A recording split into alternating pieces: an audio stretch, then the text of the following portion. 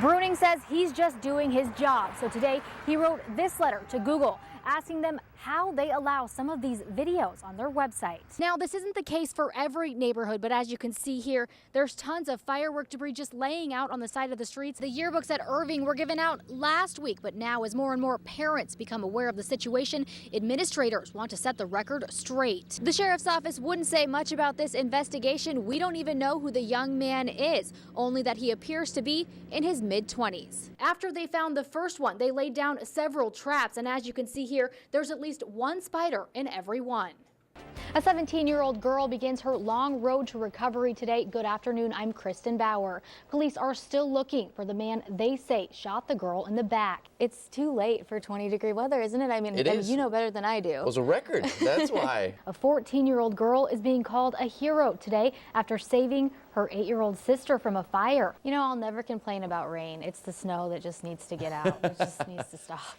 A witness saw a tan Toyota Camry driving through her neighborhood at 2 a.m. They say a teenager was hanging out the window, hitting mailboxes with a baseball bat. Where do you get your hands on something like this? This is great. I actually made this, and oh my gosh, that's impressive. Yeah.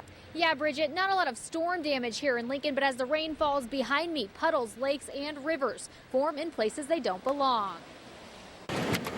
Driving, you'll see ponds, rivers, and even lakes.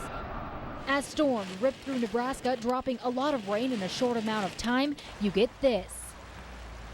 Here in Lincoln, cars splash by as rain fills the roadways. 27th and Superior, Antelope Valley Creek, and even out by Pawnee Lake. Viewers shared their photos with 1011 News. And outside of Lincoln, fields flood near Seward, and the water flows over country roads. Unadilla saw rain early Wednesday, and this lake formed just outside of town. In town, the streets filled with rain, and drains gushed.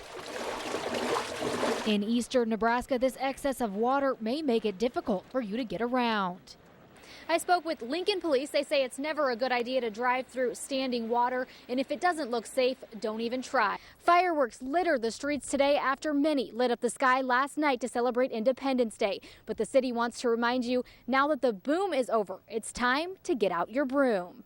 If you're waiting for the next rain to carry the debris away, it could actually be hazardous to the environment. Fireworks often contain potentially dangerous chemicals that, if washed into the sewers, could end up in the city's lakes and rivers. Fireworks have a lot of bad chemicals in them, and once those chemicals get into the environment, they can affect wildlife, plants and animals and their habitat and things like that. So the environmental effects are really not good if we don't get things cleaned up. And if that's not enough to sway you, it's actually against the law to leave any fireworks on public streets, sidewalks, skywalks, or other public places within the city.